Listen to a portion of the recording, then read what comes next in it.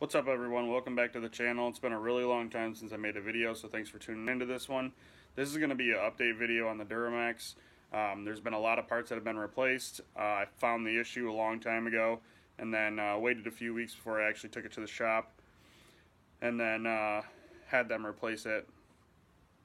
So what happened was I took it up to the shop and we took the valve covers off and found that all four high pressure lines were leaking on the passenger side. So all four high pressure fuel lines were leaking on the passenger side, so those weren't tightened all the way. And then there was one injector on the driver's side that was leaking a little bit. Not sure if it was cracked or if it was not seated well in the injector cup or whatever the case was, but that injector was leaking too. So I had four lines and then one injector that was leaking. So I replaced all 8 injectors. I had all 8 high pressure lines replaced. I replaced all the return lines, rocker box gaskets, obviously all that stuff was done too, new seals and everything. And then I had a lift pump installed as well by the shop. So then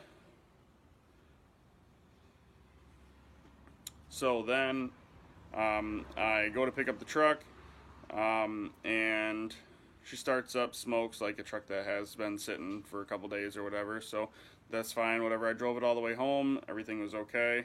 I get back home, put it in park, it starts to idle, let it sit there for a minute, and it starts to lope. So I'm thinking, oh geez, what the hell's wrong now? So then I waited a little while, a week or so. I started it up a couple times, let it warm up, let it idle, and it still had the loping issue. So then I contacted the shop and I said, hey, this is what's going on. You know, what do you think the deal might be? And they said, bring it back up and we'll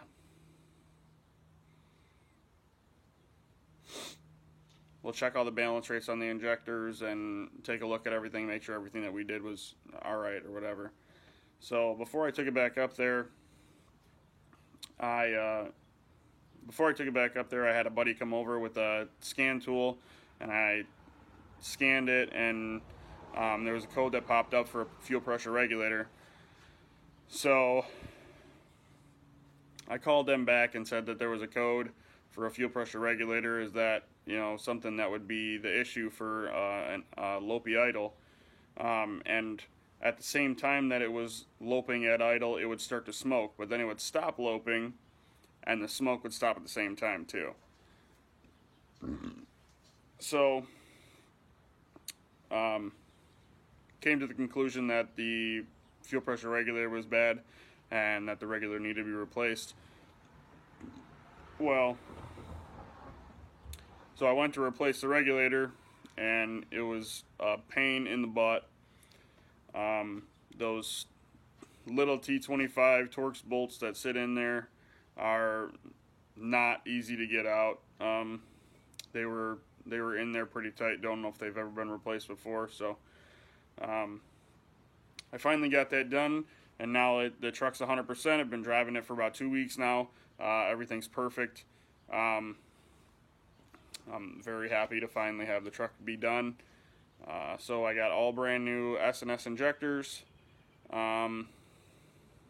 Fast 95 lift pump, brand new fuel pressure regulator, all new fuel lines, return lines, gaskets, seals, everything.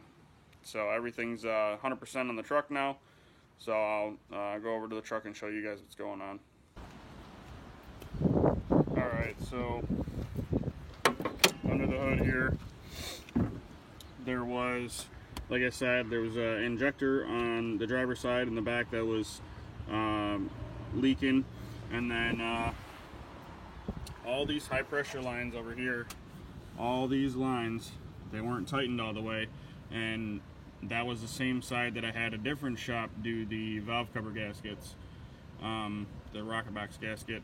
So I don't know if They didn't tighten them all the way, or what the case was, but those were hand tight basically, and all 4 of them were leaking. So I don't know what happened there, if it was a bad part or if they were in a rush and forgot to tighten them, or what the case was. But that's why I had all my fuel leaking in there. I did have 2 injectors that were +2 balance rate, and then one that was about a -1.5.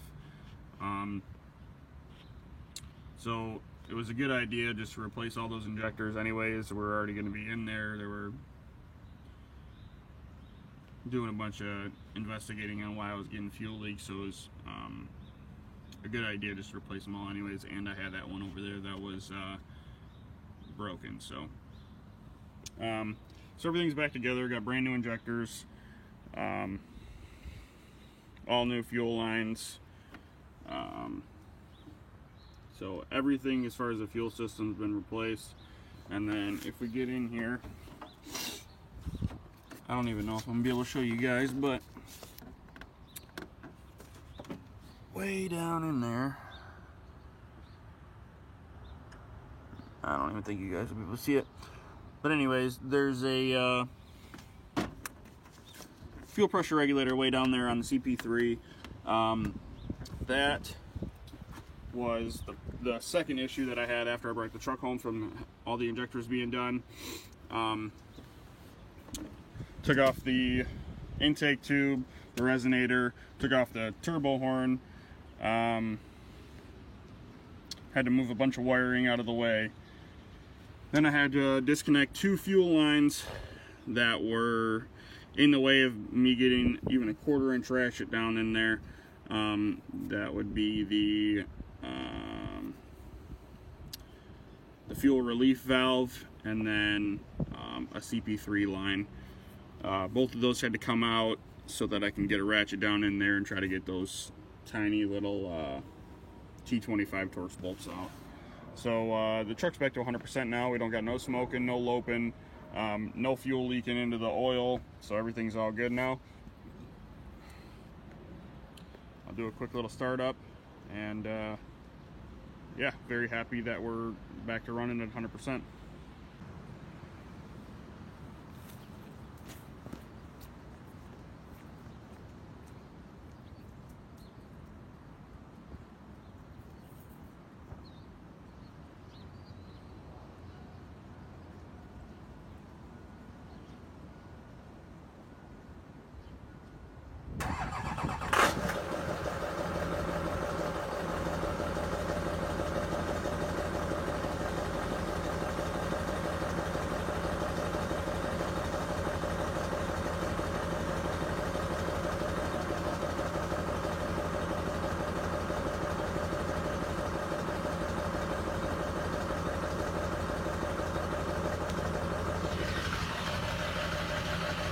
Good now, no smoking going on.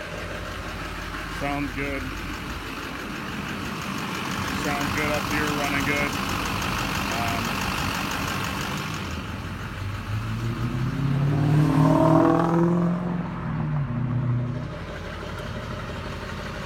Alright guys, so thanks for stopping in and watching this video.